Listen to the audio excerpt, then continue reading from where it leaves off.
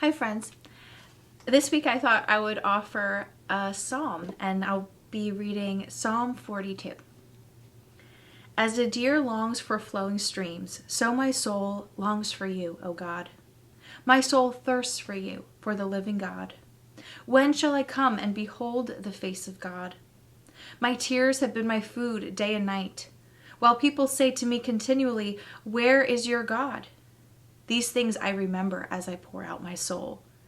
How I went with the throng and led them in procession to the house of God, with glad shouts and songs of thanksgiving, a multitude keeping festival.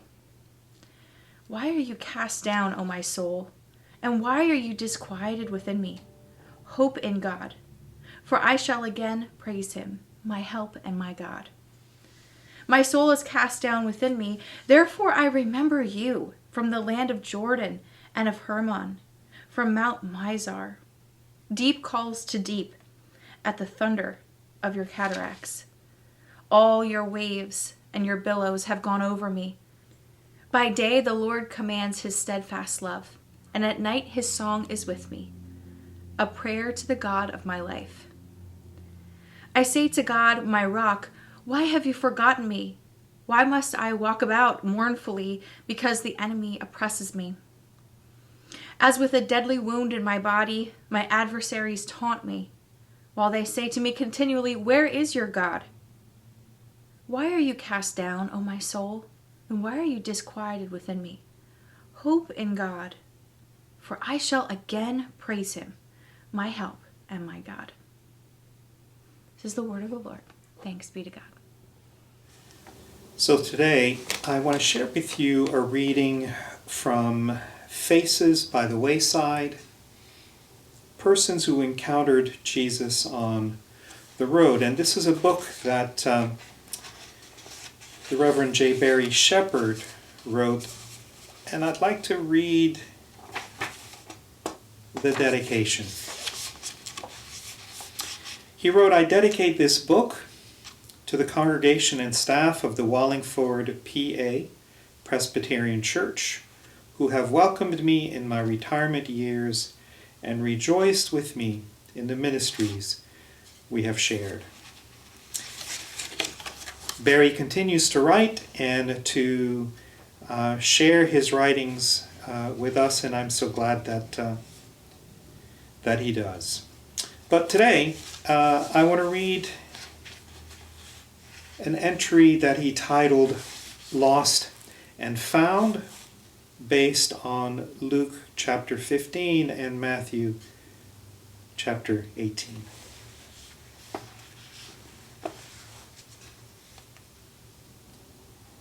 The only day I saw him, there were no miracles to speak of, unless you count as miracle, as I do, the way this holy man, this person close to all the purity of the divine, sat down and ate a joyful meal in company with every single outcast in the place.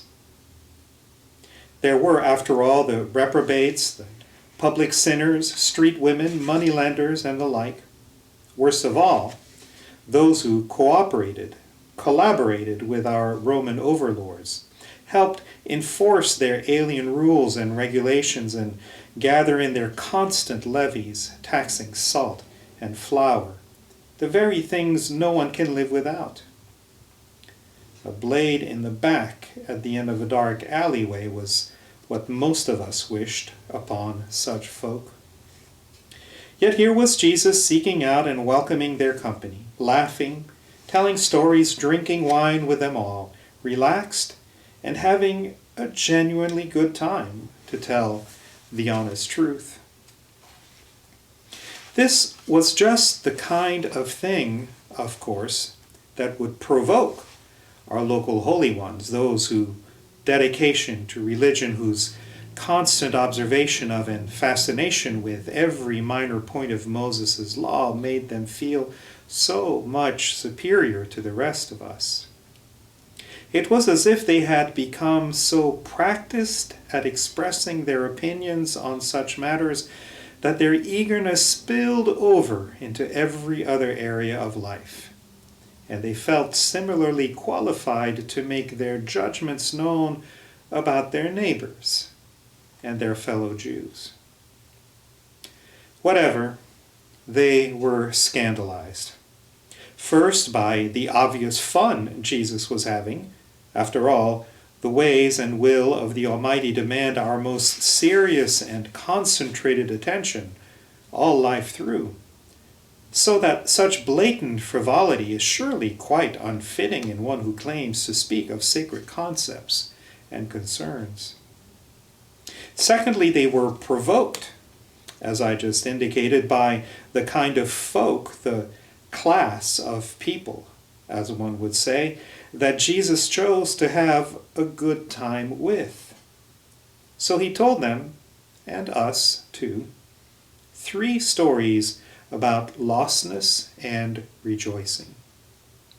He spoke first of a shepherd who, when he finds his one stray sheep trapped on the mountain face at dead of night, bears it home to the rest of the flock, and then invites his neighbors in to share his gladness and relief. He told of a woman like myself who had a few silver coins saved up for over many years, through many acts of scrimping and sacrificing, and when she mislaid one, turned her whole house upside down until she found it rolled into a dusty corner. She too sent word to friends and neighbors to gather at her newly swept and tidied home and join her in a party of thanksgiving.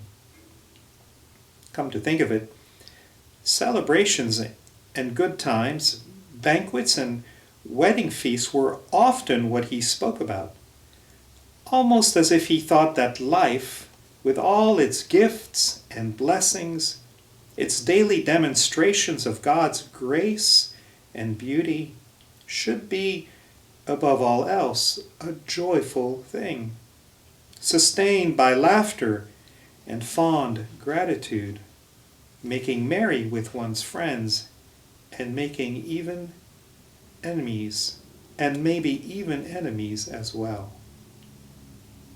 The third picture he painted for us was of a father with 2 boys. The one son serious and dutiful, ever eager to please his father, carry out his will. The other, what we call a tear-away, one who spent his days tearing off in one direction after another in search of a good time, one who finally tore away a good part of his own father's heart when he took off with his inheritance to live among the Gentiles. Well, his money was soon gone, as such money seems to have a way of going.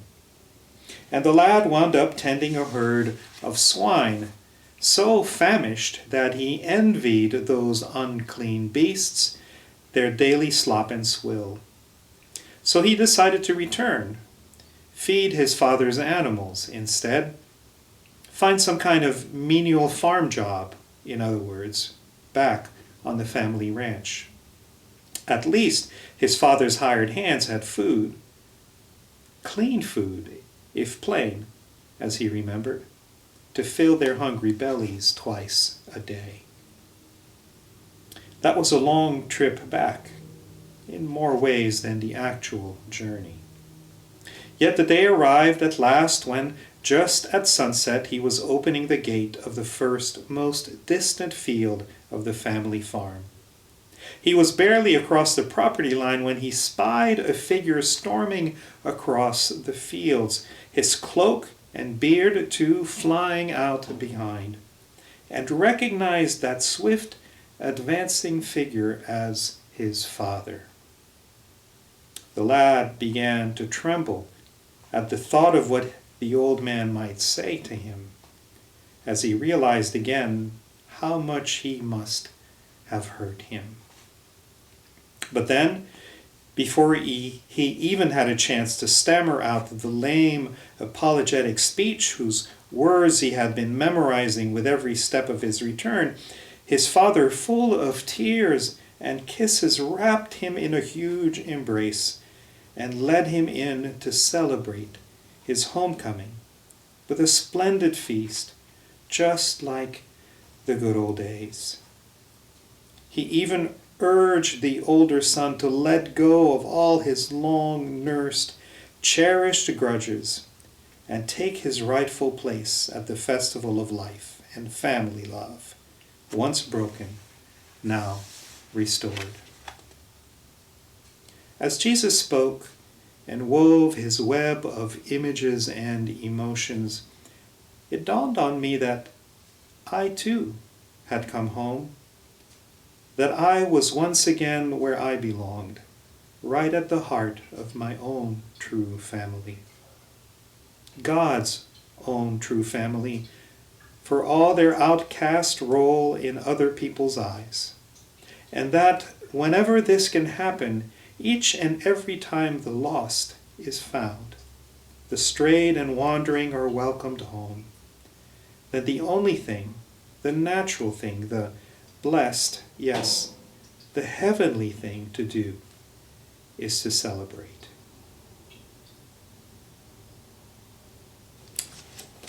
Blessings.